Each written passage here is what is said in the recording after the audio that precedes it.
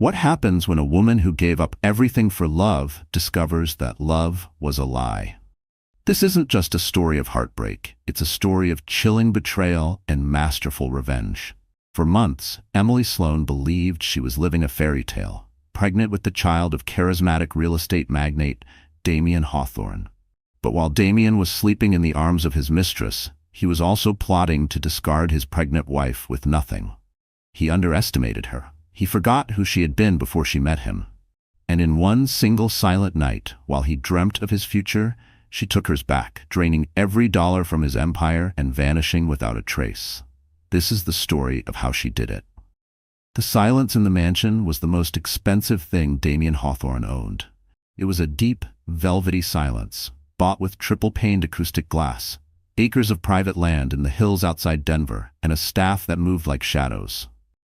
For Emily Sloan, now Hawthorne for the past 3 years, that silence had once felt like peace.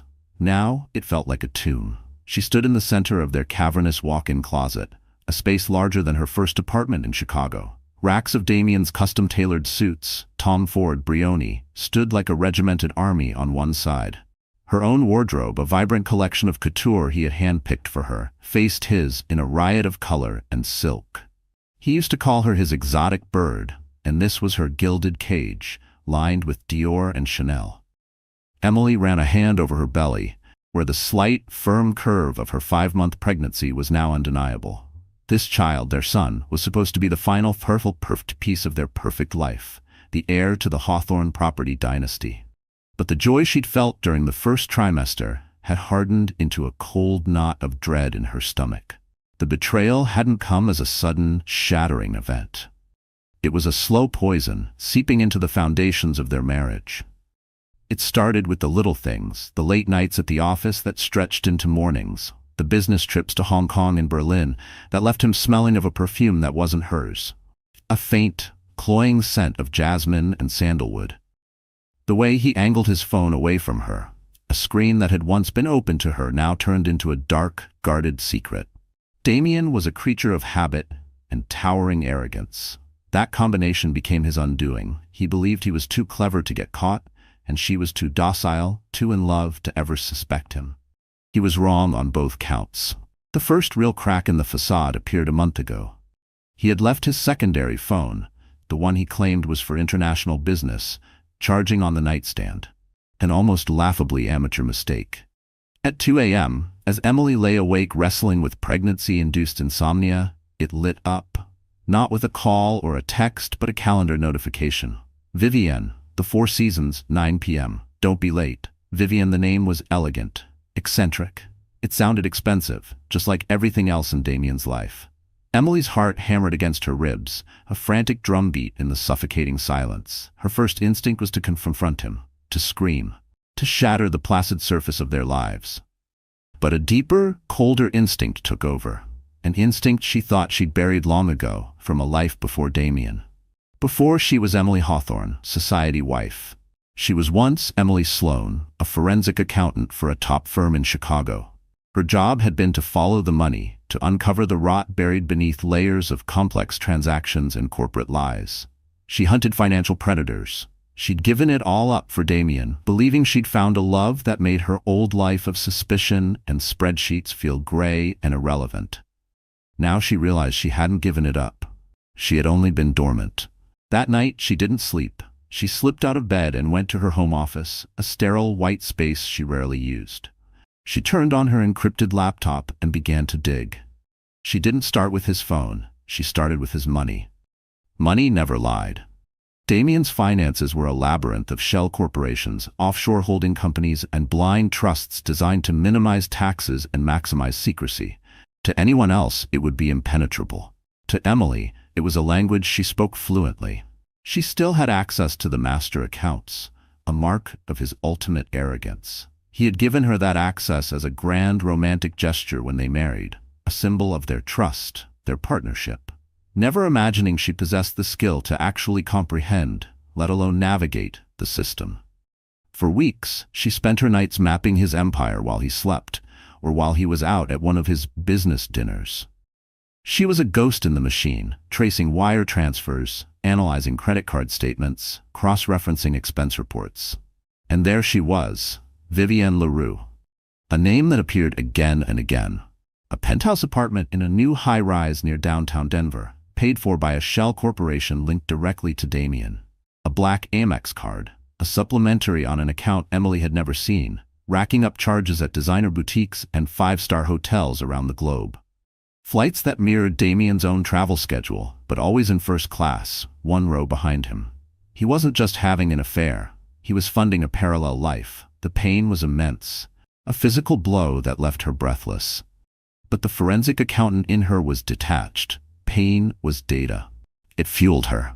The sheer scale of the deception was staggering. It wasn't just about the money, it was the meticulous planning, the years of lies woven into every "I love you" and every gentle touch. Each whispered promise, each smile he gave her across candlelit dinners, was now revealed as part of a grand illusion, one she had lived in without question. Her stomach turned with the weight of those memories, now curdled and tainted. But the true catalyst, the event that turned her from a woman betrayed into something far more dangerous, came last Tuesday.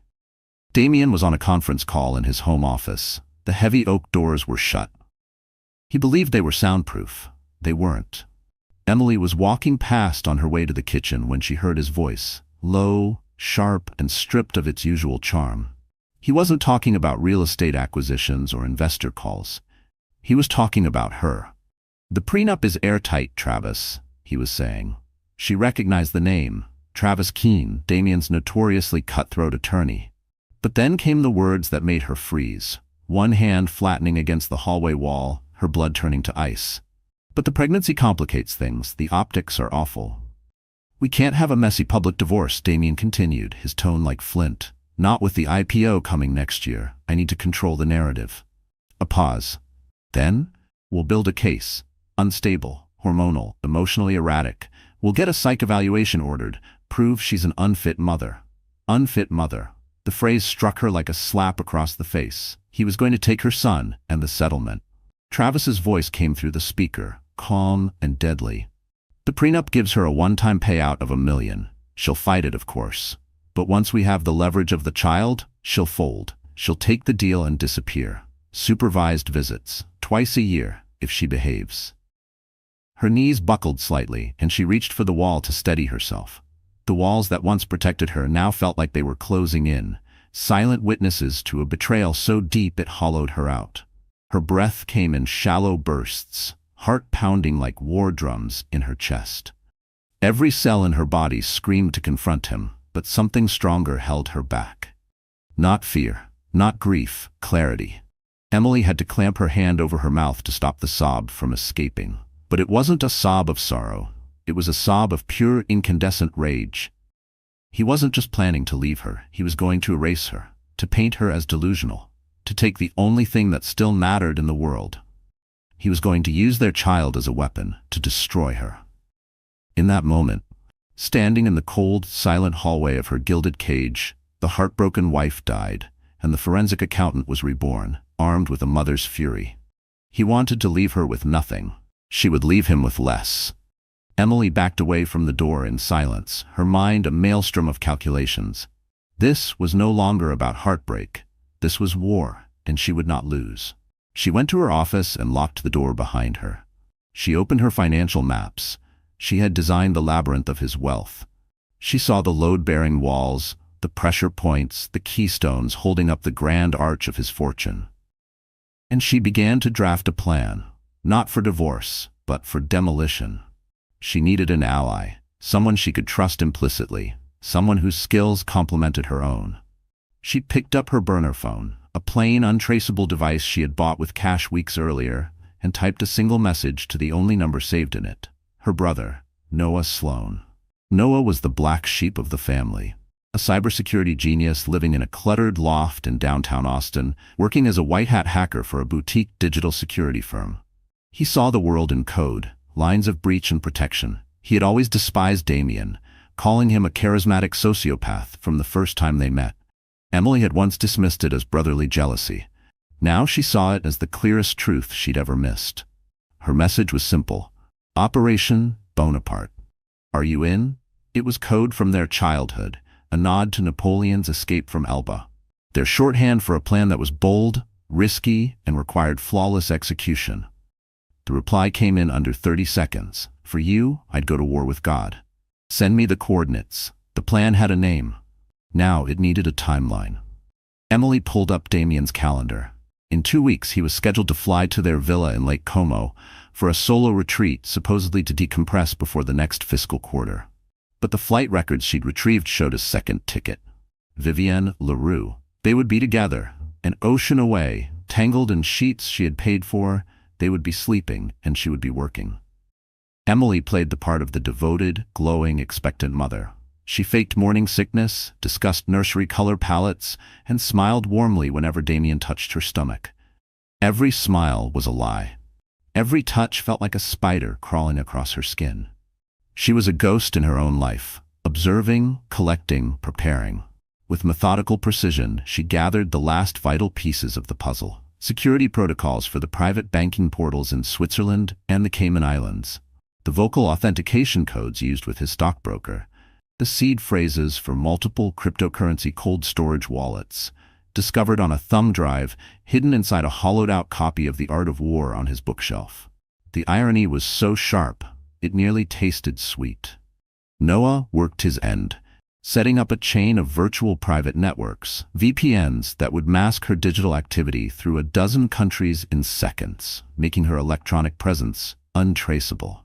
He also prepared her clean slate package, a new identity, a passport, a driver's license, and a network of bank accounts in a country with no extradition treaty with the United States. He was her digital ghost maker. The night before Damien's departure, he was in a particularly generous mood. He presented her with a gift. A velvet box. Inside it, a ludicrously large diamond necklace. For the most beautiful mother-to-be in the world, he said, his voice smooth as silk. Emily felt a wave of nausea, and it had nothing to do with pregnancy. She let him clasp it around her neck, the gems cool and heavy against her skin. It's beautiful, Damien. Thank you. I'll miss you, he whispered, kissing her forehead. I'll be waiting, she replied, holding his gaze in the mirror. The woman in the reflection was a stranger, a serene smile, and eyes as cold as the diamonds on her throat. He would soon be lying next to his mistress. She would be waiting, not for his call, but for the moment she would burn everything he'd built to the ground. The flight to Milan departed at 10:05 p.m. Central Time. Emily watched the aircraft's icon move slowly across the flight tracker app on her burner phone until it became a speck over the Atlantic. Damien would be settling into his private suite on the upper deck of the A380, sipping vintage champagne. Vivienne would be just a few rows behind him, maybe sending him a coy, charged text. The performance had begun. Emily's own performance ended the moment the front door clicked shut behind him. The sweet, docile mask slipped off. She moved through the silent, opulent house, her footsteps echoing in the vastness. She walked to the closet and removed the diamond necklace. She didn't return it to its velvet box.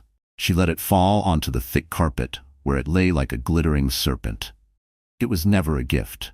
It was a shackle. She would wear it no longer. Her command center was now her stark white home office, transformed into something else entirely. A second monitor, brought in by Noah 2 days earlier, sat beside her encrypted laptop. A quiet, cooling fan buzzed softly on the desk. Nearby sat a flask of lukewarm chamomile tea, 3 protein bars, and a high-capacity power bank. This was her war room. The space was cold, sterile, but it buzzed with an electricity she hadn't felt in years. Her fingers hovered over the keyboard, her mind cycling through each step with surgical clarity. Beneath that, however, her pulse beat erratically, a quiet thrum of adrenaline and maternal terror. There would be no second chances. The battle would last approximately 8 hours, the window between Damien falling asleep mid-flight and his private bank in Geneva opening for business. She put on her headset and initiated a secure, end-to-end encrypted call to Noah. Stage 1. Are you green? Emily's voice was flat, composed. Green across the board, Noah replied. His voice crackled slightly, but was just as steady. I'm inside the Hawthorne network infrastructure right now. It's a fortress, he added, but he left the key under the mat. The smart home integration, she said, not asked. Exactly, Noah confirmed. He linked everything, security cams, climate controls, even the on-site server, to a single IoT hub for convenience. Its security is tight, but the firmware has a tiny crack. I'm in. I've got full access to the internal network. I can monitor every data packet moving in and out. If a silent alarm trips, I'll kill it before it even thinks of dialing out. You're invisible. Emily took a slow breath.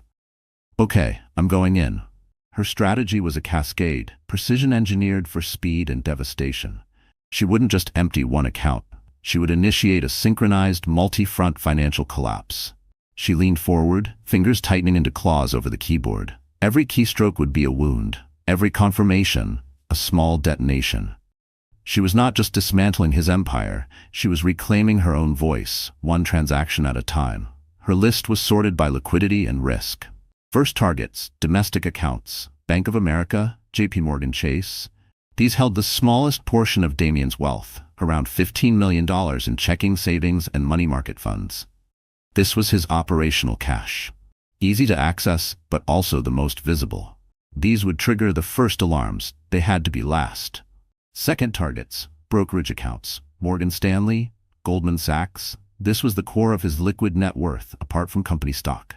Hundreds of millions in equities, bonds, and mutual funds. Accessing them required more than just a password. It demanded a two-factor authentication code sent to Damien's primary phone. His phone was currently 35,000 feet in the air, set to airplane mode. Useless to him, but not to her. Noah, I'm initiating the login for the Morgan Stanley portal. I need you to intercept the 2FA. Ready, he said. Emily typed in the username and complex password. D. Hawthorne 77 loves the game. She'd figured it out weeks ago. A slightly modified version of the one he used for his fantasy football league. Once again, his arrogance was her greatest ally. The portal prompted for a 6-digit code. It's sent. Go. Got it, Noah said. After a tense 4-second pause, the SMS was rerouted to a virtual number, then to him. I'm seeing the packet. Code is 842291. Emily's fingers flew. 842291. Access granted. She was in. A dizzying array of numbers, stock symbols, and transaction logs filled the screen. A portfolio worth over $250 million. Her heart pounded, but her hands were steady. She had rehearsed this moment in her mind 100 times. She didn't liquidate everything at once. That would trigger alerts, circuit breakers, system flags. Instead, she initiated a series of strategic block trades. Large positions in highly liquid blue-chip stocks, Apple, Microsoft, Alphabet, were sold off in carefully spaced transactions and immediately converted to cash. The money appeared in the core settlement account. Now came the critical step, moving it. She couldn't wire the funds directly to her new accounts. That would raise flags instantly. This was where Damien's own maze of shell corporations came into play. Over the past 3 years, he had occasionally used her name to set up small LLCs for investment structuring. Empty shells, forgotten entities. Until now, Emily had, quietly and legally, taken full control of 3 of them. From the Morgan Stanley core account, she initiated a chain of wire transfers, each just below $1 million to avoid heightened oversight. The recipient? Sloan Strategic Holdings, LLC. The payment notes, consulting services rendered. From there, the money would jump, from Sloan Strategic to a second shell, then a third, before finally landing in its end destination, a brand new corporate account at a private bank in Liechtenstein under the name Helvetia Strategic Solutions, an entity wholly controlled by one Emily Sloan. It was a painstaking process. Log in, authenticate, execute wire, again and again, for 2 straight hours. The only sounds in the room were the rhythmic clicking of her keyboard and the soft hum of the machines. She repeated the exact process with the Goldman Sachs account, Noah flawlessly intercepting the 2FA codes each time. The numbers in the Liechtenstein account climbed at a staggering pace. Third target, the offshore strongholds, Pictet Group in Geneva, Butterfield Bank in the Cayman Islands. This was the old money, the buried money. Wealth wrapped in layers of international law and impenetrable banking secrecy. It was also the hardest to breach. The security at this level was biometric. To access the Pictet account, Damien used voice authentication. You need to give me your best, Damien, Noah said, his voice carrying a trace of gallows humor. Emily was ready. She had spent weeks preparing, compiling hours of Damien's voice recordings from podcast interviews, keynote presentations, and, most valuably, a file she had captured herself of him dictating investment notes in his office. With open-source AI software, she had stitched together a passable synthetic voice print. It was still a gamble. She dialed into the Pictet private banking hotline. A crisp Swiss-German voice answered. "Pictet Group, how may I assist you?" "I need to authorize a transfer," Emily replied, her voice masked by advanced voice-altering software Noah had provided. "Of course, sir. Please state your name and account number for verification." She gave the necessary details. "Thank you, Mr. Hawthorne. And now for vocal authentication, please state the phrase." "The mountain air is the clearest." This was it. Emily clicked a button. From her computer, the digitally recreated voice of Damien Hawthorne, a flawless mimic, delivered the phrase, "The mountain air is the clearest." A long silence followed. Emily held her breath. Had she miscalculated the timing? Was the intonation off? "Verification successful," the banker said, his tone as neutral as ever. "How may we direct your funds, Mr. Hawthorne?" A wave of relief swept through her, so intense it nearly knocked her breathless. She quickly dictated the transfer instructions, moving the entire balance, a staggering €180 million, to the same Liechtenstein account. Her explanation was rehearsed, a preemptive consolidation of assets ahead of an upcoming venture in the tech sector. The banker didn't question it. His job wasn't to ask. It was to follow the instructions of a verified client. The Cayman Islands account was the most difficult yet. It required a physical security key, a small USB device that generated a one-time cryptographic signature. Damien kept his on him at all times. Except for the spare. That one was hidden in the back of his office safe, a safe Emily had learned to open by observing him through a nanny cam, disguised as a smoke detector she'd planted months ago. The transfer was made. Another $95 million flowed into her web of accounts. Fourth target, the untraceable cryptocurrency. Damien had been an early adopter. He once called it his apocalypse insurance after one too many glasses of wine, boasting that it was completely untouchable, completely anonymous. He stored the private keys in cold storage, secured on a Ledger Nano X, the same thumb drive Emily had found hidden inside The Art of War. This part belonged to Noah. He walked her through the process, connecting the ledger, authenticating access, unlocking the wallets. Bitcoin, Ethereum, a dozen obscure altcoins, all transferred into a single anonymous wallet, known only to Emily and Noah. The value fluctuated with the markets, but at that moment, it was worth north of $50 million. Final target, the insult. Sunlight began to stain the horizon behind the hills. It was 6 a.m.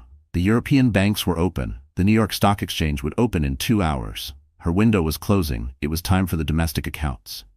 Emily logged into the Bank of America portal. No complex authentication here, just a basic password. She opened their joint checking account. Balance, $786,452.09. This was their life account. Mortgage payments, household staff, her monthly stipend. She drained it, every last cent, into one of her LLCs. Then she paused, allowed herself a grim smile. This wasn't just a transfer. It was a statement. A line drawn in the digital sand, the financial equivalent of slamming a door forever. She wasn't leaving crumbs. She was erasing her footprints. She initiated one final transfer, a deposit into the same joint account. Exactly $100. Then she turned to his personal checking account at Chase, emptied it, left him $1, just enough for a cup of coffee or a bus fare. It was over. The weight of what she'd done hadn't fully settled. The silence in the room was deafening. Not with fear, but with clarity. This was survival executed like a science. She leaned back in her chair, her body trembling from the rush of exhaustion and adrenaline. Her eyes scanned the final tally on the spreadsheet she'd kept open all night. She had just liquidated and transferred over $500 million. "Noah," she whispered into the headset, her voice. "It's done. Phase 1 is complete." "Jesus, Emily," Noah breathed. "I'm looking at the logs. It's a thing of beauty, a digital guillotine. You didn't just rob him. You erased him." "Phase 2, she said, already in motion, her mind shifting to the next step. The data. Damien's in-house server, tucked away in the climate-controlled basement, did more than just automate the mansion. It held his entire life. Every email, every contract, every confidential document. And most importantly, One hidden, encrypted partition labeled contingency. She'd found it during one of her many late-night explorations. Noah had cracked the encryption days earlier. Inside was Damien's blackmail folder, dirt on competitors, corrupt politicians, even board members of his own company. His nuclear option. Now it was hers. "I'm initiating the transfer to the secure cloud," Noah said. "It's 800 gigs. It'll take about 20 minutes. Once it's done, I'll wipe the source drive. I mean, really wipe it. Do D-level sanitation. Not one byte will survive." While the data flowed, Emily moved through the house. She didn't take anything of luxury. Not the jewelry, not the art, not the designer clothes. She packed one suitcase, essentials only: the burner phones, her new passport, the crypto ledger, the things she had owned before Damien, and the tools of the life she would live after. She walked into the bedroom. His pillow still bore the imprint of his head. She felt nothing. She stepped into the bathroom and retrieved the pregnancy test, the one that had started it all, the one with its twin pink lines, defiant and undeniable. She placed it gently on his pillow. Her phone buzzed. "Download complete," Noah said. "I'm wiping the drive now." "You need to go, Em. Now. The digital trail is gone. Now erase the physical one." Emily descended the grand staircase for the final time. In the foyer, she paused. Her eyes fell on a massive, framed photo of her and Damien on their wedding day. They looked so happy, so hopeful. It was all a lie. She took the single house key from her purse and set it on the marble table beneath the portrait. Then she walked out the front door without locking it. At the bottom of the long, winding drive, an untraceable car service was already waiting. The sun was rising. It was the first day of her new life, and the last day of Damien Hawthorne's. He just didn't know it yet. Damien Hawthorne awoke to the gentle rumble of descent into Milan and the syrupy voice of a flight attendant offering a warm towel. He felt invincible. The 8-hour flight had passed in a blissful, dreamless haze. He'd spent the first 2 hours messaging Vivienne, teasing the anticipation of their week together, before slipping into a deep, undisturbed sleep. He was a king in the clouds, flying toward his mistress in his private sky palace, with his perfect life and pregnant wife waiting obediently back home. He disembarked, breezing through the private customs lane. Just beyond the barrier, Vivienne was waiting for him. She looked radiant in a white linen dress, clinging to her curves in the humid Italian air. He kissed her hard, a possessive, public claim. "I missed you," she whispered against his lips. "The wait is over," he replied, gripping her hand and guiding her toward the sleek black Mercedes waiting to take them to Lake Como. The first hint of trouble was subtle. As they sank into the plush leather seats for the hour-long drive, Damien pulled out his Amex Centurion card to tip the private concierge who had facilitated their expedited arrival. "My apologies, Mr. Hawthorne," the man said politely, returning the card with a bow. "It has been declined." Damien blinked, then stared. Declined? Impossible. That card didn't have limits. Not for someone like him. He must have swiped it wrong. "Run it again," he said sharply, irritation flickering across his face. The man did. Same result. Damien frowned and produced another card, a JP Morgan Reserve. Declined. Vivienne watched with a hint of concern on her face. "Everything okay, darling?" "It's nothing," Damien snapped, color rising in his cheeks. He reached into his wallet and retrieved a thick stack of euros, peeling off a few crisp notes and handing them over. "Probably a network issue with the American banks. Happens." But something had shifted. Something cold settled beneath his skin. The scenic ride along the winding roads flanked by alpine peaks should have calmed him.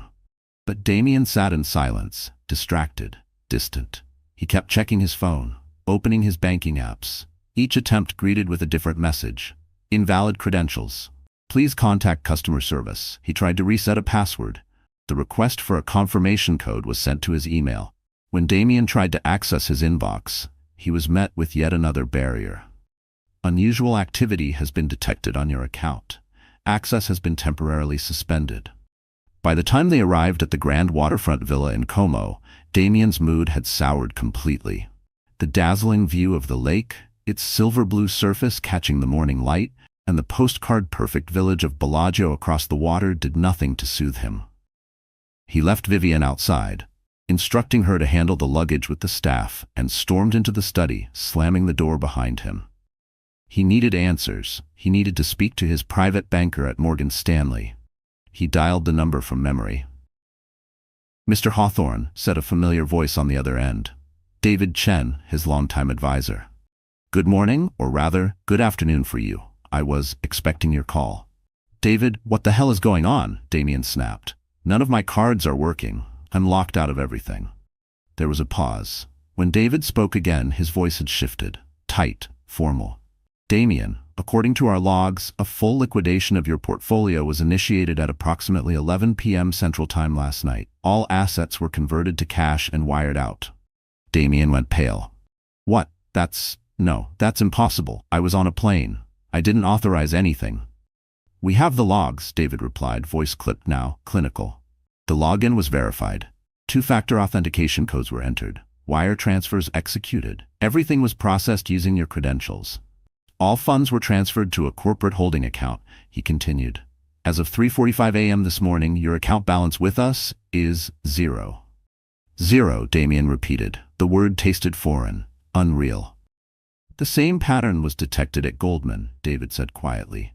"And I've just received alerts from our correspondent banks in Geneva and the Cayman Islands. Your offshore accounts," he added, "they've been emptied." Damien gripped the edge of the desk. "You're telling me someone wiped out my entire financial portfolio in less than 8 hours?"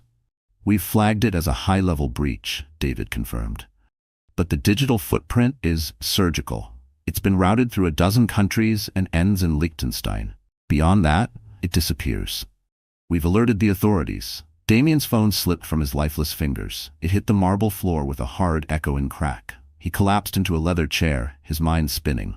This wasn't a hack. A hacker would have left a mess, tripped alarms, drawn attention. No, this was too clean, too calculated. This wasn't random. It was personal. And then the thought came, so absurd, so massive, it almost made him laugh. Emily? No, impossible. Sweet, docile Emily. The woman who once asked if stock options were something you ordered off a menu. The woman who could barely manage their household budget without a spreadsheet crash. She couldn't have done this. She wouldn't even know where to start. He grabbed his phone and dialed her number. Straight to voicemail. He tried again. Voicemail. He called the house line. It rang and rang, unanswered, echoing into a house that suddenly felt cavernous and empty. He stood in the hallway, the walls echoing back his disbelief like ghosts whispering doubt.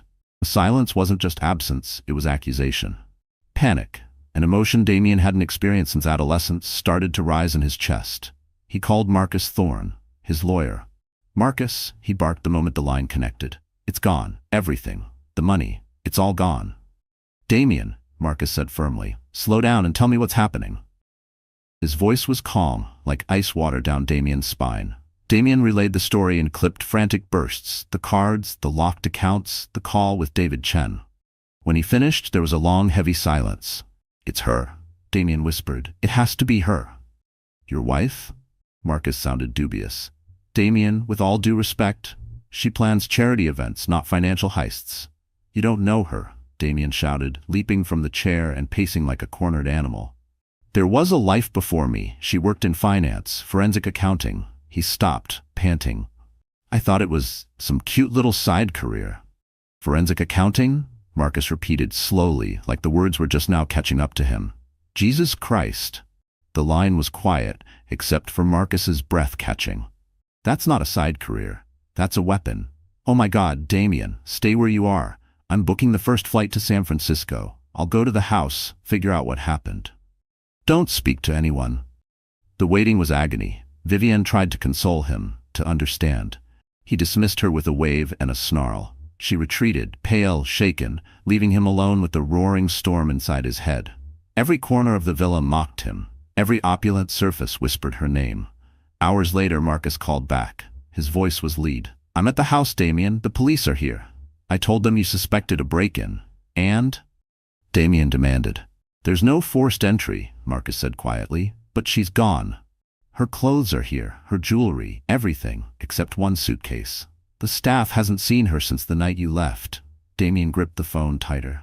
"What did you find?" Marcus cleared his throat. "In your office, the safe is open, it's empty." "In the bedroom." Damien waited, breath held. "She left something on your pillow." What was it? He rasped. A pregnancy test. Positive. A sound escaped Damien's throat. Somewhere between a gasp and a choke. A message. She wasn't just taking the money. She was taking his child, his heir. Marcus continued, his voice low, wary. The server in the basement, it's been wiped. Professionally, there's nothing left. Julian, whatever was on there, it's gone. Or rather, someone else has it now. The blackmail files, the leverage, the power, all of it, gone. Damien Hawthorne, once a tech titan, a self-styled king of his domain, stood in a borrowed Italian villa. No cash, no assets, no secrets left to shield him. His empire gutted, his influence dissolved, his pregnant wife vanished. He wasn't a king anymore. He was a man standing in the ashes of a kingdom. Find her, Damien whispered, his voice sharp and venomous. I don't care what it costs. Use everything, every resource, every PI, every contact. I want her found, Marcus. I want my son, and I want her to pay. Find Emily Sloan. The hunt had begun, but Emily Sloan no longer existed.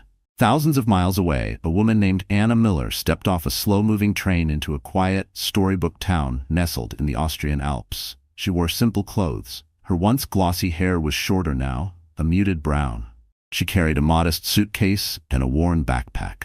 Her pregnancy was visibly advanced. She looked like any other European woman seeking a bit of calm and clean air. She checked into a small, cozy guest house. Months ago, she'd paid 3 months in advance, cash only. Her room had a narrow balcony overlooking a breathtaking valley.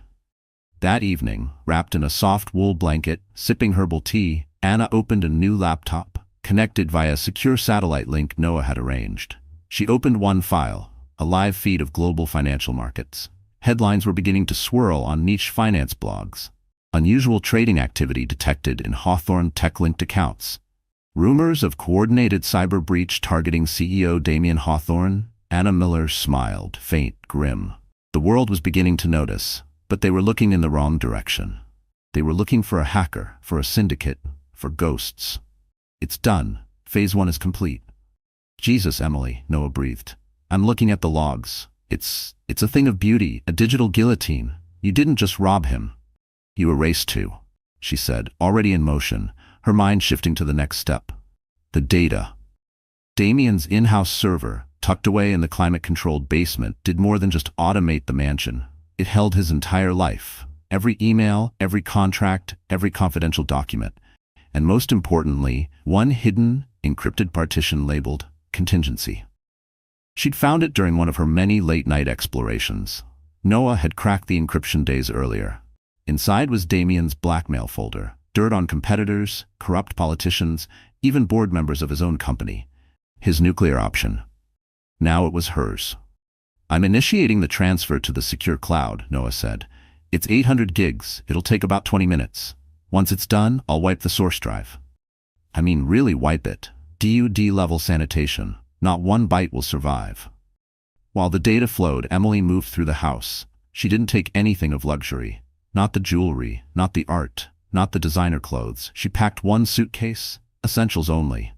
The burner phones, her new passport, the crypto ledger, the things she had owned before Damien, and the tools of the life she would live after. She walked into the bedroom. His pillow still bore the imprint of his head. She felt nothing. She stepped into the bathroom and retrieved the pregnancy test, the one that had started it all. The one with its twin pink lines, defiant and undeniable. She placed it gently on his pillow. Her phone buzzed. Download complete, Noah said. I'm wiping the drive now. You need to go, Em. Now. The digital trail is gone. Now erase the physical one. Emily descended the grand staircase for the final time. In the foyer she paused. Her eyes fell on a massive, framed photo of her and Damien on their wedding day. They looked so happy, so hopeful. It was all a lie. She took the single house key from her purse and set it on the marble table beneath the portrait. Then she walked out the front door without locking it. At the bottom of the long, winding drive, an untraceable car service was already waiting. The sun was rising. It was the first day of her new life, and the last day of Damien Hawthorne's. He just didn't know it yet. Damien Hawthorne awoke to the gentle rumble of descent into Milan and the syrupy voice of a flight attendant offering a warm towel. He felt invincible.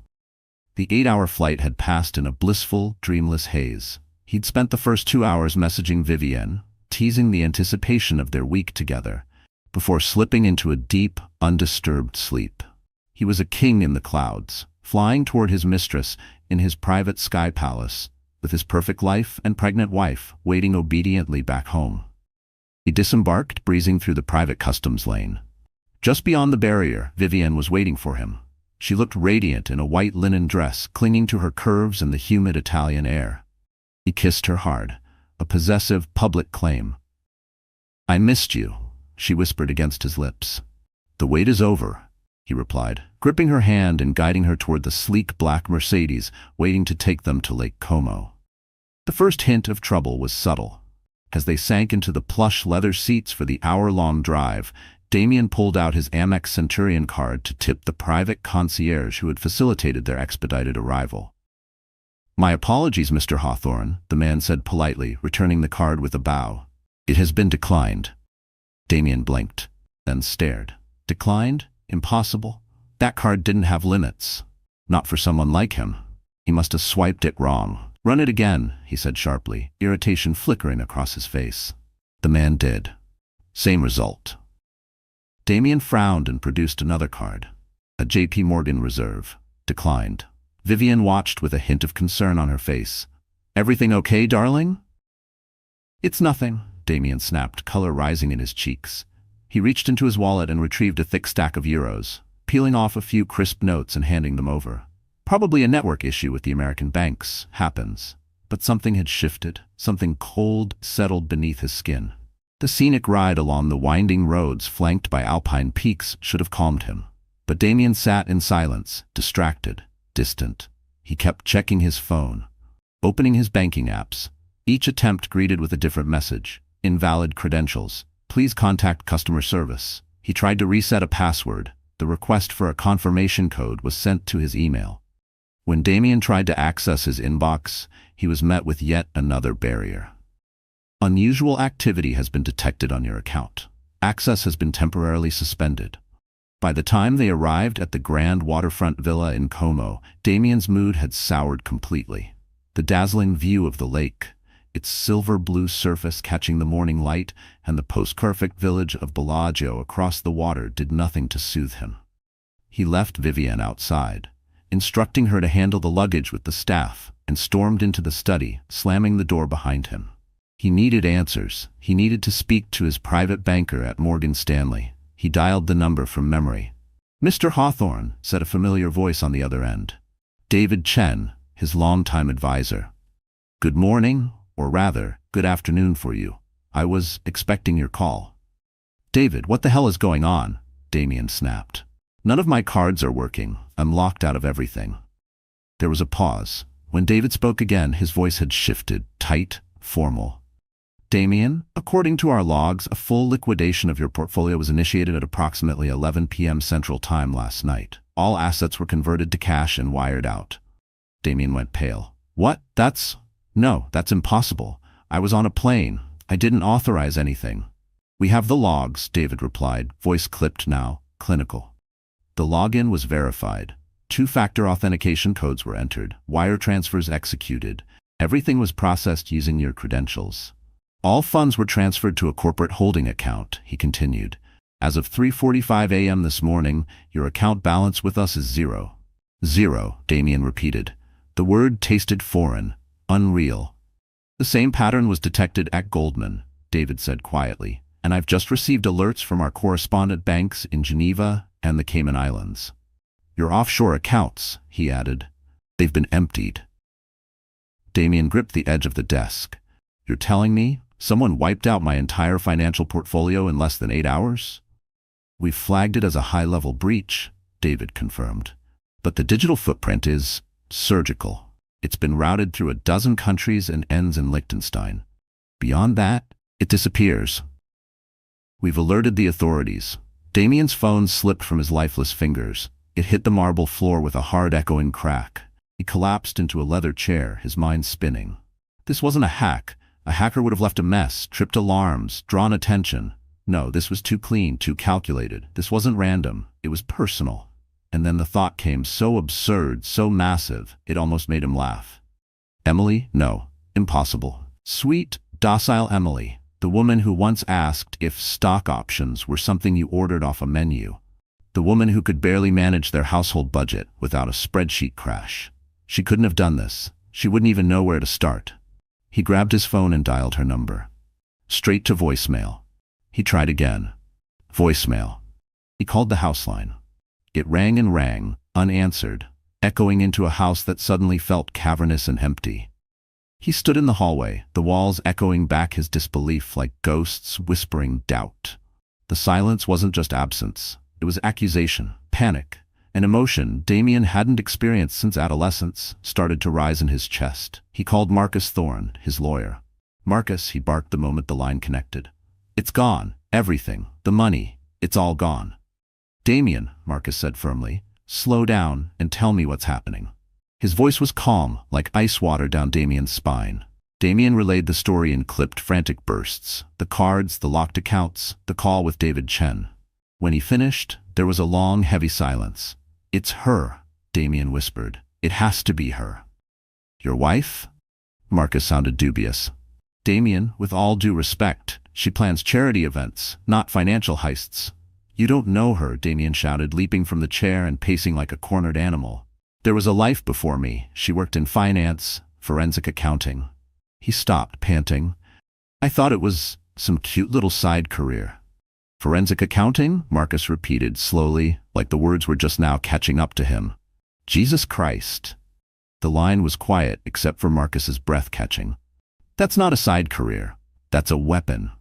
Oh my God, Damien, stay where you are. I'm booking the first flight to San Francisco. I'll go to the house, figure out what happened. Don't speak to anyone.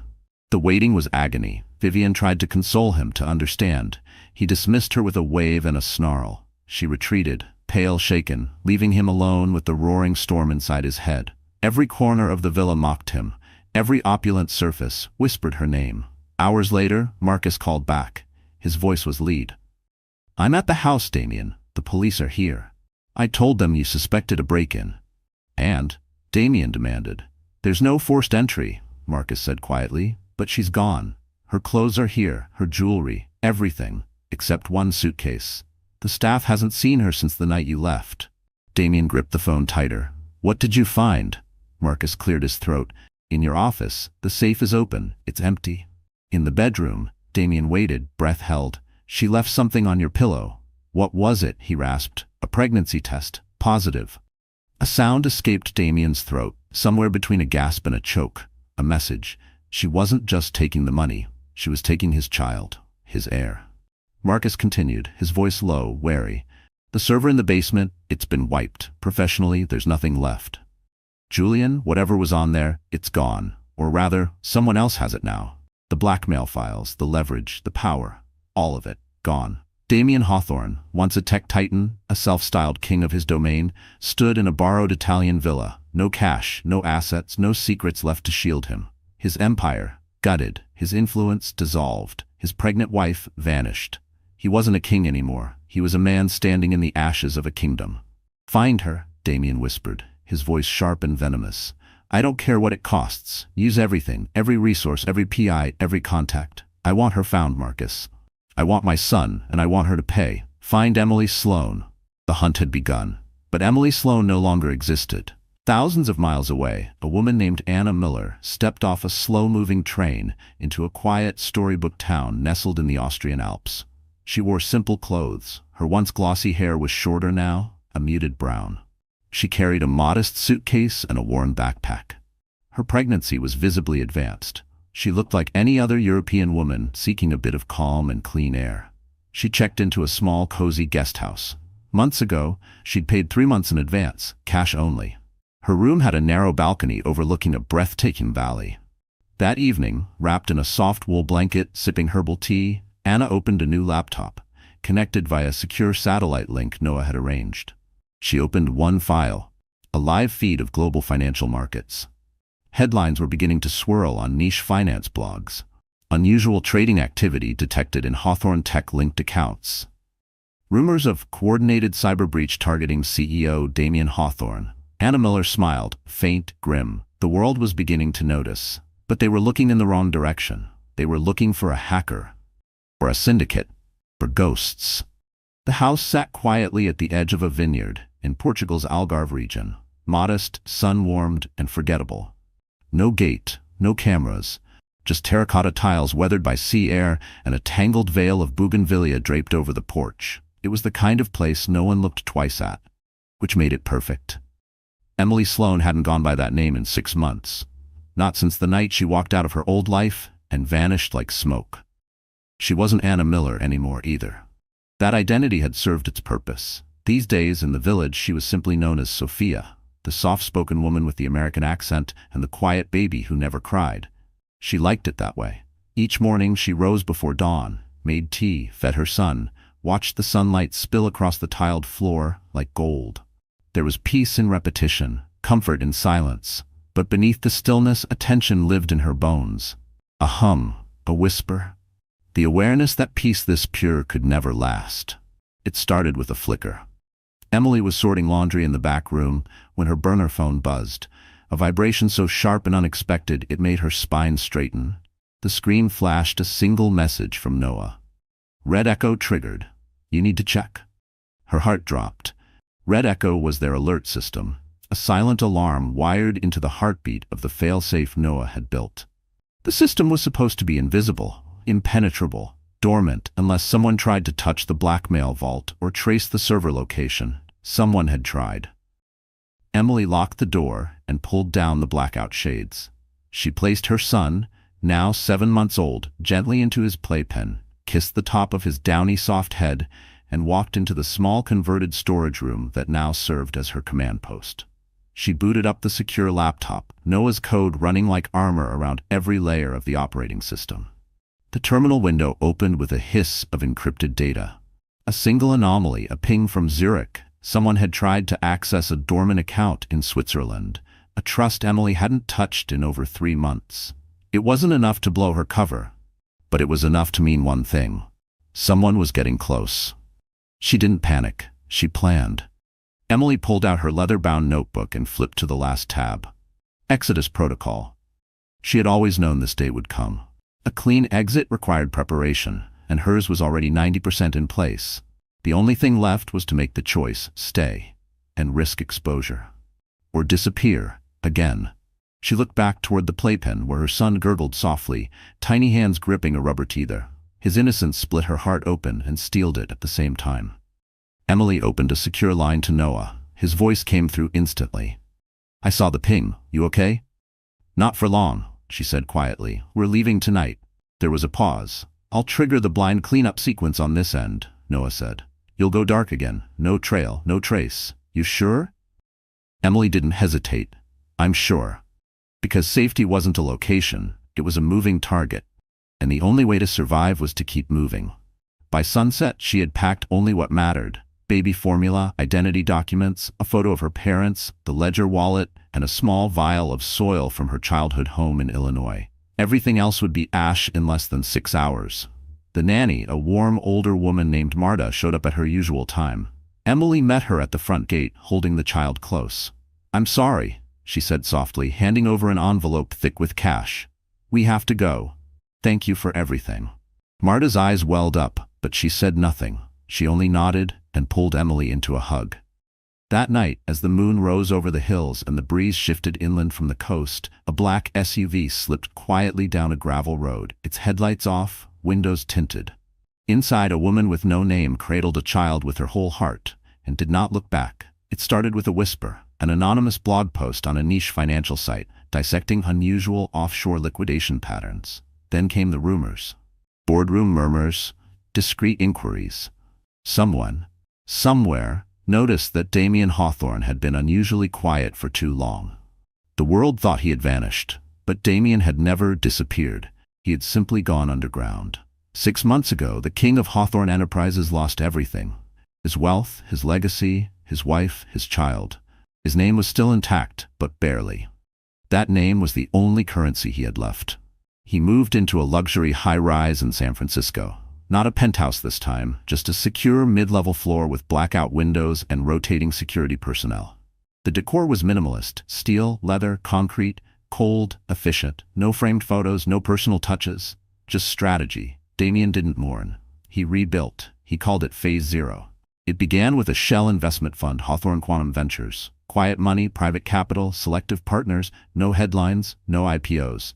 He started small. 2 biotech startups, a clean energy AI platform, and 1 cybersecurity firm with ties to ex-defense contractors. He didn't need to be flashy, he needed to be feared again. But behind the carefully managed business facade, Damien nurtured something far more personal. The hunt. He told no one, not even Marcus Thorne, his longtime lawyer, that he had hired a separate team. A private circle. People who didn't ask questions, people who didn't file invoices, people who only wanted results. At the center of it all was Elias Strum. A former Interpol tracker turned off-grid bounty consultant, Elias specialized in high-value targets with the ability to disappear. He spoke 6 languages, had 3 passports, and a record that no longer existed. They met in Zurich over black coffee and silence. "I want her found," Damien said, sliding a manila folder across the table. Inside, photos, partial names, old flight manifests. Emily Sloan, Anna Miller, possibly Sophia Caldwell. Elias flipped through the file without expression. "You lost your wife," he said, "and you want to find her." Damien's jaw tensed. "She took my child." Elias looked up. His voice was cool, unreadable. "Is this about vengeance or retrieval?" Damien's fingers curled slowly around the coffee cup. "Both." Elias nodded once. "Then we begin." The next day, Elias boarded a flight to Zurich. He didn't start with airports or surveillance footage. Those were for amateurs. He started with the paper, the quiet, boring kind. Residual tax trails, outdated shipping invoices, supply chain manifests. Anything that might catch the faint echo of a woman trying to remain invisible. And somewhere, buried in an outdated export ledger from a small Swiss clinic, he found it. A pediatric supplies order addressed to an alias flagged in an old pharmaceutical database. The trail wasn't hot, but it wasn't cold either. It was just warm enough. Elias folded the printout neatly, tucked it into his coat, and looked out across the Zurich skyline. Snow was falling lightly, soft, silent. He didn't smile. He rarely did. But in his mind, the pieces had started to click. She had made a mistake, and now the game was in motion. Meanwhile, back in San Francisco, Damien stood alone in the center of his office, watching the skyline glow orange with dusk. A photo sat on his desk, unframed, creased at the corner. A still from the surveillance team he'd sent to Austria months ago. It was grainy, but clear enough. A woman holding a baby, wrapped in wool, looking over her shoulder, just once. He stared at it for a long time, then slid it into a drawer and shut it softly. She had run, but Damien Hawthorne was done losing. And this time, he wasn't chasing a woman, he was hunting a legacy. The hills above the Basque coast smelled of salt and pine, wild rosemary and wood smoke.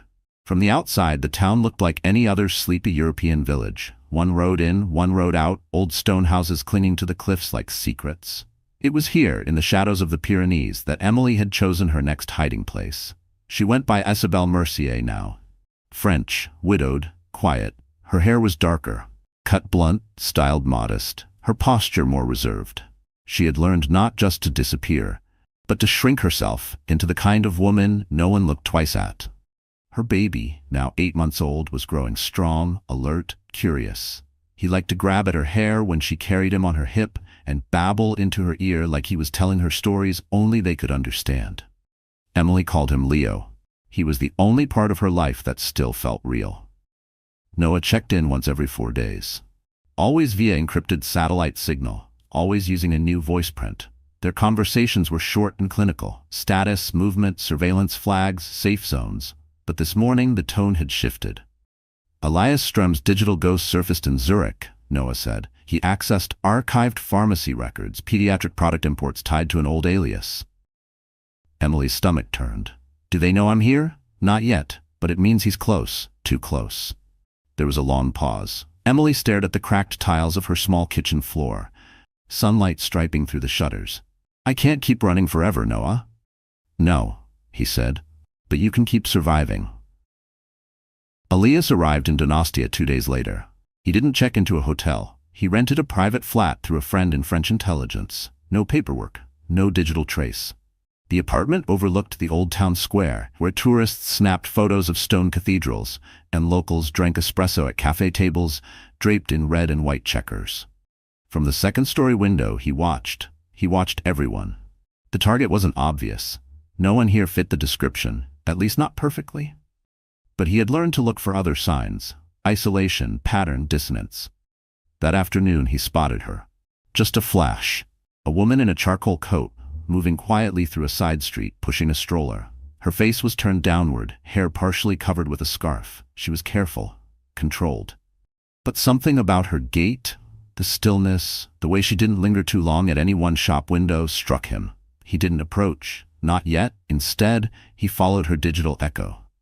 Later that night, Elias parked himself in a darkened cafe with a laptop and a packet of local Wi-Fi interceptors. He began to scrape metadata off every active device in the neighborhood. Thousands of lines of code, MAC addresses, ping logs, handshake signals, and then one signature, buried deep, masked, altered but familiar. A custom encryption framework, Noah Sloan's. It was like seeing a ghost leave a fingerprint. Elias sat back in his chair, fingers steepled under his chin. He had her. Not physically, not yet, but intellectually she was now inside his circle. And once you were inside Elias Strom's circle, you didn't get out. That night, as rain tapped gently against the clay roof, Emily stood by the crib, watching Leo sleep. She felt it in her bones, something shifting. The quiet had changed texture. It no longer felt like peace. It felt like pressure. She stepped into the living room, slid open the drawer beneath the floorboards, and pulled out a slim metal case. Inside, burner phones, cash in 3 currencies, a backup ledger key, and 3 fresh IDs. Her hand hovered over the French passport marked Isabelle Mercier. She hesitated, then picked up a different one. Claire Dubois. She had 2 days, maybe less. The clock was ticking, and this time it wouldn't be just about escape, it would be about choice. The storm came in low and quiet, a hush that swept through the hills like a warning. By the time Noah arrived, the rain had turned to mist, and the road into the village was barely visible under fog. He drove without headlights, using only his instincts and an offline GPS chip burned into a secure tablet wedged between the seats. He hadn't seen his sister in over 3 months. When she opened the door, barefoot and pale, with Leo clinging sleepily to her hip, he forgot for a moment that they were fugitives. For a second, she looked like just a woman in her home, welcoming family. Then the look in her eyes reminded him, this wasn't home. It was a checkpoint on the run. Noah set down his duffel bag and ran diagnostics on the apartment within minutes.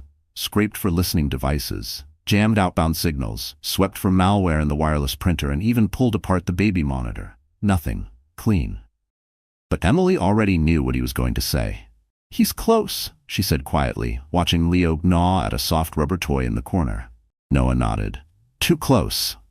And there's more. He pulled a thumb drive from the lining of his coat and slotted it into her encrypted laptop. Lines of code scrolled, green and fast. Last week, I found traces of an intrusion. Someone skimmed the dead man's switch server. They didn't break the encryption, but they got close, too close for it to be casual.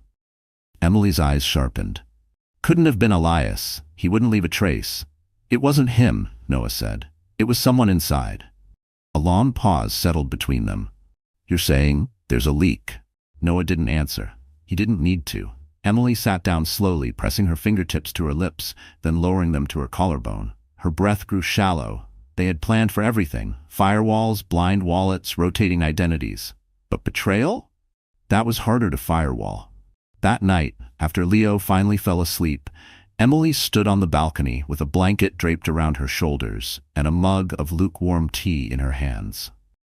Noah joined her, leaning silently against the railing. They watched the distant lights of a fishing boat blink in and out of the fog. When this started, she said, I thought it would be a few weeks, maybe months. Just enough time to disappear and start again. You didn't expect to feel this attached to him, Noah said softly. Emily looked down at the baby monitor glowing on the nearby table. No, she whispered. I didn't expect him to become my reason for everything. Back inside, tucked inside the lining of Leo's diaper bag, Emily kept something she hadn't touched in weeks. A sealed envelope labeled, If I don't come back. It wasn't just a note. It was an instruction, a plan, a legacy. Inside was everything Noah would need if something ever happened to her. Every password, every ledger key, every line of code that protected her son's future. She sat on the bed, opened the envelope, updated the access instructions, and resealed it. She wasn't planning to die. But she also wasn't naive enough to believe planning to live was enough. At 3:11 a.m., Leo stirred. Emily rocked him slowly in her arms, singing something soft and half-forgotten. Her mind wasn't on the melody. It was on the window, the locks, the cameras, and on the feeling she couldn't shake, that Elias wasn't hunting her anymore. He was waiting. The Basque Coast was unpredictable in April. One day the skies were cerulean and wide open, the next they pressed down like a lid. On this morning, they were gray and watching. Elias liked it better that way. He stood at the edge of the town square, coffee in one hand, a folded map in the other. To anyone passing, he was just another tourist, middle-aged, quiet, blending into the patchwork of strangers that came and went through this little place by the sea. But Elias didn't come and go. He watched, he waited, and now he was moving in. It had taken only 4 days to confirm her. Not with cameras or facial recognition. That would have been too obvious, too risky. Instead, it was a scent trail built from anomalies, a pharmacy order that didn't match the local clinic's patient records, a Wi-Fi signal from a device using Sloan-level encryption, a pattern of cash purchases too clean to be accidental. But the final piece came from a baker's wife. She mentioned a woman, elegant, quiet, always with her baby, always paying in crisp 50-euro notes, always looking over her shoulder just a little too often. She has sadness in her posture, the woman said. Elias nodded politely and walked away, his mind already turning. Back in his rented flat, Elias rolled out a map of the region and marked a tight radius around 3 locations: the pharmacy, the post office, and a small green grocer on Calle del Mar. She wasn't moving much. She had a rhythm. That made her vulnerable. He didn't need to rush. He needed to time it right. She was more than a target now. She was a variable, intelligent, cautious, emotionally driven. You didn't trap someone like Emily Sloan with brute force. You guided her. You made her walk into the cage herself. That evening he walked the same road she had walked that morning. Past the grocer, past the bakery, down a narrow stone path that curved behind the church and led to the bluff. He saw her there, at a distance, watching the water with Leo in her arms. She didn't see him, but he didn't need her to. Not yet. Back at the apartment, Emily felt it. Not danger, not noise, but pressure. Something in the air had shifted.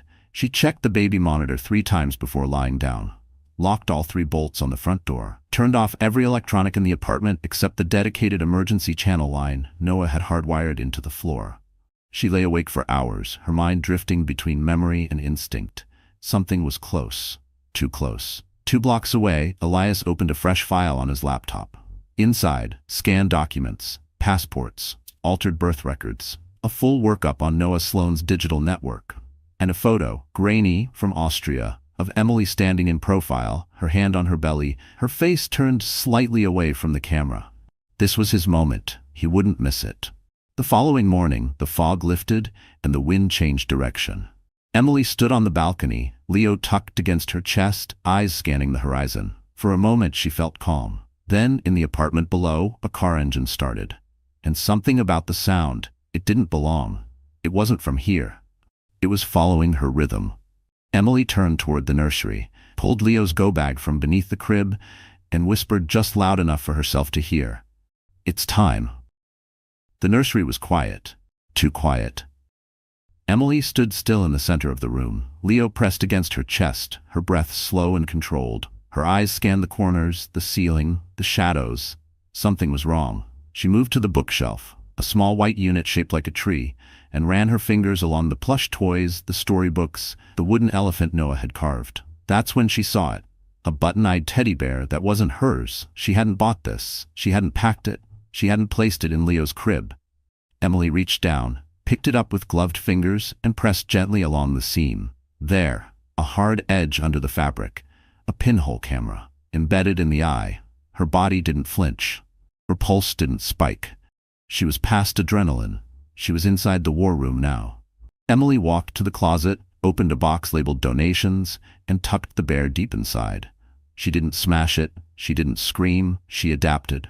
By nightfall, her plan was in motion. The exit path was clear. The alley behind the bakery, through a connected courtyard, past the florist's rear garden gate. She'd stashed a fresh ID, a burner phone, and Leo's spoor. She wrapped Leo in his soft blanket, kissed his forehead, and whispered, Hold on, baby, just a little longer. Then she slipped out the back window and vanished into the dark. But Elias was waiting. He didn't follow her. He stepped into the apartment as soon as she left. No alarms triggered, no digital trail lit. He moved through the space slowly, like a priest walking through a sacred site desecrated by truth. Everything was calculated. The decor, the simplicity, the silence. All of it built to hide a woman who never wanted to be seen again. He walked into the nursery, saw the empty crib. The bear was gone. His jaw tensed slightly. She'd found it. Good. He expected her to. Emily didn't run far. She doubled back. From the alley rooftop across the street, she watched him through a cracked shutter. Not Damien's usual thugs. Not local law. He was calm, measured, professional, too professional. She didn't recognize him, but something in her told her she should. The next morning, she waited. Leo was tucked safely with a trusted neighbor, an elderly woman who thought Emily was just a French widow with a colicky son and sad eyes.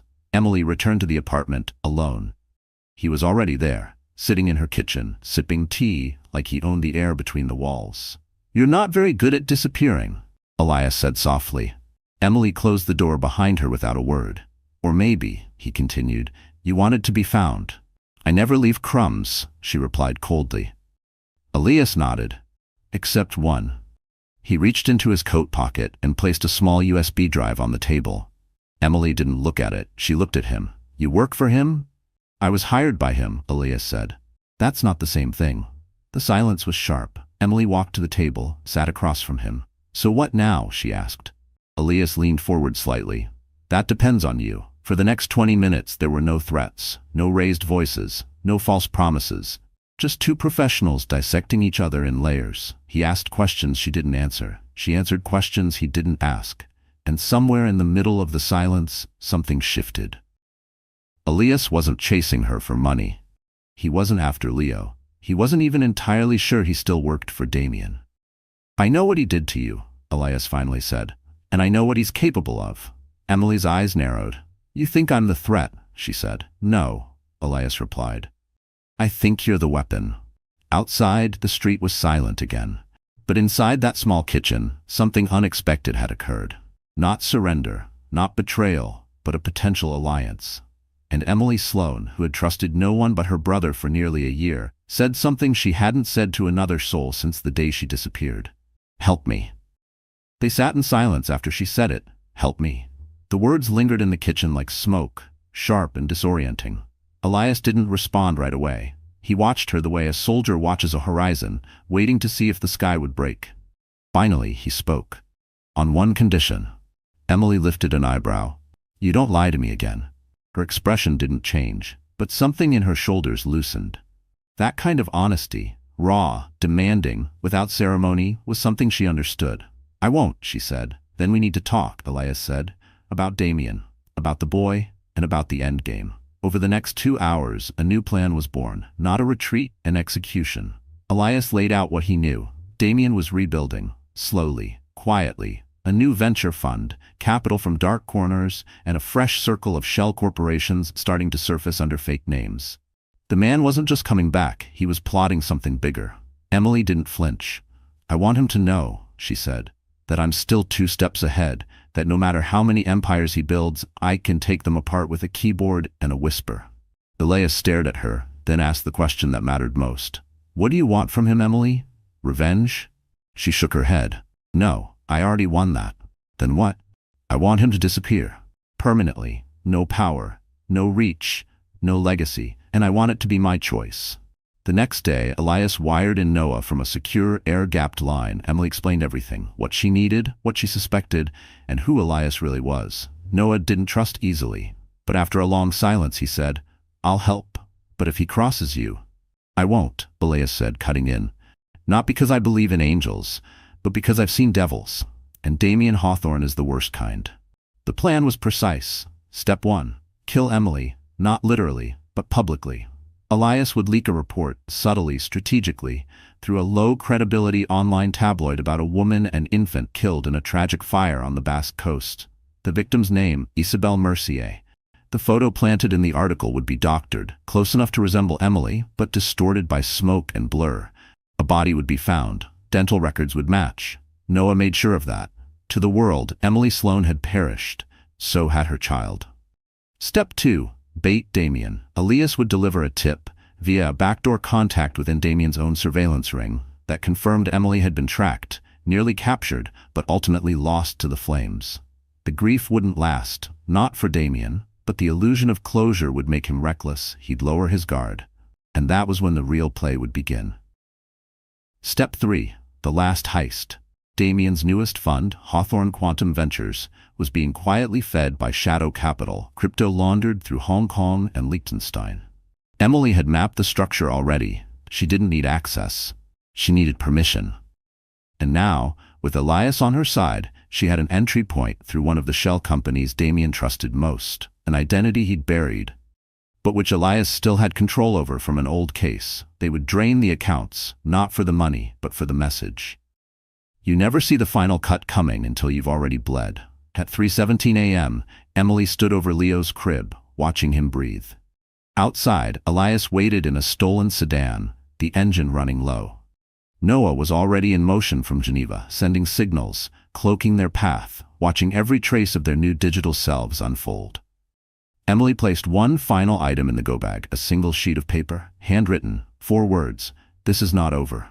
She folded it, placed it in the hollowed-out teddy bear. Elias would leave in Damien's hotel room the following week, not because he needed a warning, but because he needed to remember. He had started the war, but she would finish it. The photo reached Damien on a Sunday morning. It was slipped under the door of his penthouse suite at the Mandarin Oriental in Bangkok, where he'd flown in for a quiet investor meeting with a group of Southeast Asian capital backers. He had just finished a workout, body slick with sweat, confidence coiled tight across his jaw like armor. He noticed the envelope before the knock. There was no return address, no branding, just his name, handwritten in sharp, even strokes across the front, D. Hawthorne. Inside was a printout, a grainy news article in Spanish. Below the headline, "Tragic Fire Claims Mother and Infant in Basque Coast Cottage Blaze," was a blurred photograph. He froze. The baby, the curve of the woman's jaw, the scarf. It could have been anyone. It was her. His chest hollowed, breath caught between disbelief and calculation. For the first time in over a year, he wasn't sure how to react. No rage, just silence. Marcus Thorne called an hour later, voice tight and uncertain. "Is it true?" Damien didn't answer. "I just got pinged by someone from your Zurich circle. They saw it too. There's chatter all over the altboards. Sloan, dead, child too." Still, Damien said nothing. He poured a drink. Didn't sip it, just stared at it. "You should be relieved," Marcus said. "This means it's over." But it didn't feel over. It felt like it had just begun. By Tuesday, the cracks started showing. His Cayman proxy, an AI-driven crypto vault, began issuing micro-anomalies, transfers he hadn't initiated, routes he didn't recognize. By Wednesday, his Liechtenstein firm flagged an internal audit, strange movements, high-frequency withdrawals just beneath reporting thresholds. By Thursday, Morgan Stanley emailed an alert, suspicious pattern recognition, account flagged for review. It was déjà vu, but worse, because this time he had believed he was safe. This time, he had built the fortress himself. And this time, there was no way Emily Sloan could have done it. She was dead, wasn't she? He flew to Geneva on Friday, stormed into the private banking office like a ghost in a hurricane. His contact there, an older Swiss man named Keller, looked nervous. "There's a situation," Keller said carefully. Damien slammed a folder on the table. "You think? We're tracking it, but whoever's doing this is surgical." That word again, surgical. Precise, relentless. He knew it. He hated that he knew it. "Pull the logs, pull the DNS, pull the keys. I want names," Damien growled. But when Keller handed over the preliminary access audit, there was no list of hackers, no IP addresses, just one line, authorized entry by controlling partner. He stared. "What controlling partner?" Keller swallowed. "A shell firm tied to your secondary trust, activated via dormant clause. You signed it 2 years ago." Damien's vision blurred. No, not her, not again. Meanwhile, in a quiet cafe in Lisbon, Emily scrolled the same alerts on her secure tablet, sipping tea beside Leo's stroller. Noah had just texted a one-line update. He's unraveling. Elias, now operating from a hotel in Zurich, forwarded video clips from Damien's building. Security cam footage showing him pacing like a caged animal, shouting at his phone, slamming doors. Emily didn't smile, but she did close the tablet with a certain calm. By Sunday, the news broke. A cascade of quiet collapses, crypto losses, mismanaged funds, shuttered investment arms. Online forums screamed, Hawthorne Quantum implodes overnight. Another heist or internal sabotage? Board members pulled out, clients withdrew, regulators circled. Marcus left a voicemail. Damien never returned. It said, simply, "We're done." And Damien, once the master of the game, stood in the center of his glass empire as the walls fell inward. No flames, no noise, just the cold, clinical silence of being beaten at a game he thought he invented. The final email arrived that night, encrypted, untraceable. A screenshot of a dormant trust account. New name on file, Leo Sloan. Controlling parent, Emily Sloan. Underneath, 4 words in plain text, "This is your legacy." 2 years later, the village of Ballater stirred awake beneath a silver sky.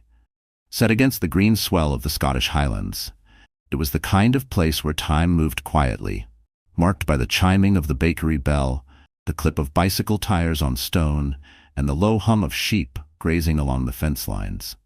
At the edge of the village, nestled behind a narrow gate overgrown with ivy, stood a small stone cottage with blue shutters and flower boxes in the windows. Inside, a woman with dark hair tied loosely at her nape sat at a wooden table, writing in a soft leather journal. She wore no makeup. Her face had lines it hadn't had before. But it was her face, entirely her own. Emily Sloan didn't exist on any government record. Her name now was Claire Reed. She taught early literature at the village school and worked part-time cataloging historical records at the small library downtown. She spoke little of her past. She didn't need to. Because everything she had fought for, everything she had burned, lived in the next room, laughing. Leo, now a toddler with a wild mess of curls and his uncle's mischievous grin, was crouched on the living room rug, building towers from worn wooden blocks. He knocked one over, giggled, then looked around as if checking whether anyone had seen. Emily peeked her head in. "I saw that," she said with a mock gasp. He squealed and ran toward her, arms outstretched. She caught him mid-stride, pressing a kiss to his cheek. He smelled like milk and soap and fresh air. He smelled like freedom. Noah lived just 15 minutes away, in a house with more computers than furniture. He visited often, pretending he didn't spoil Leo, but the toddler's growing collection of toy drones said otherwise. Elias hadn't been seen since Lisbon, but every few months a postcard would arrive. No return address, just a location: Marrakesh, Tokyo, Anchorage. Underneath, a message: "Still watching, still quiet." Emily never replied. She didn't have to. She had changed countries, changed faces, changed names, but what hadn't changed was her core. She no longer felt hunted. She no longer felt afraid. She was not a ghost. She was a mother. Every 72 hours she still logged into the encrypted server, just once, just enough to reset the dead man's switch. But she didn't read the files anymore. She didn't need leverage. She had won, not by destroying Damien, but by becoming untouchable, by creating a life where he didn't exist, not in her home, not in her son's world, not in her dreams. One morning, as the first light painted the hills gold, Emily stood barefoot in the dewy grass behind the cottage, holding Leo on her hip. He pointed toward the horizon and said, "Sun." She nodded. "Yes, baby, that's the sun." He looked at her, puzzled. "It wake you up?" She smiled gently, kissed the top of his head. "No, sweetheart, you woke me up." Back inside, she took the journal from the table and wrote 3 final lines. "I was never meant to survive quietly. I was meant to rise. And now, we live." She closed the book, set it on the windowsill, and turned toward her future. So, if this story moved you, even a little, please like, share, and subscribe to our channel. Tell us in the comments, what part of Nathan's story hit closest to home for you? Who would you call, or what would you change if you realized today was your turning point? Because maybe, just maybe, the real gift is knowing it's never too late to start again. Thank you for being here. And remember, healing starts with a single, honest step. Let's take it together. Maybe you're sitting there now, quiet, still, after witnessing Emily Sloan's journey unfold. She wasn't perfect, but she was strong enough to stand up after betrayal, smart enough to turn pain into power, and brave enough to choose peace over vengeance. We watched her be hunted, cornered, cast aside. But she never broke. She didn't wait to be saved. She became her own rescue. And in today's world, where women are often expected to smile through their pain, to shrink, to endure, Emily chose silence first and then strategy. She didn't scream, she outmaneuvered. This isn't just a story of survival or revenge. It's a reminder. You don't have to be perfect to deserve peace. You can lose everything and still begin again, on your own terms. Emily reminds us that strength doesn't always roar. Sometimes it's the quiet decision made at 3 a.m. to protect your child, to walk away, to start over, even if no one sees you do it. If you've ever been hurt, loved the wrong person, given everything and received silence in return, let this story tell you what you may have forgotten. You can lose your name in someone else's story and still write the first line of your own. You can be erased from a bank account, a mansion, a photo album, and still build a life more powerful than any of it. Emily didn't just survive. She rewrote the ending. And you can too. Maybe you're not running from a billionaire. Maybe you're just trying to find the strength to leave a toxic job, a bad marriage, or an old version of yourself behind. That still counts. That still matters. Truly living doesn't mean having it all. It means choosing you, every day, even when it's hard, even when no one claps. So if you're watching this right now, maybe this is your sign. A quiet nod from the universe. A soft whisper saying, you're not alone. A hand on your heart saying, you're allowed to begin again. Thank you for walking this story with us. Thank you for believing in the power of fiction to speak truth. And if this ending touched you, leave a comment. Tell us, what chapter of your life are you in? What story are you ready to write next? Because maybe, just maybe, your story will be the light someone else needs to find their way out of the dark. And always remember, healing doesn't begin with perfection. It begins with permission. Permission to start over, to live, to rise.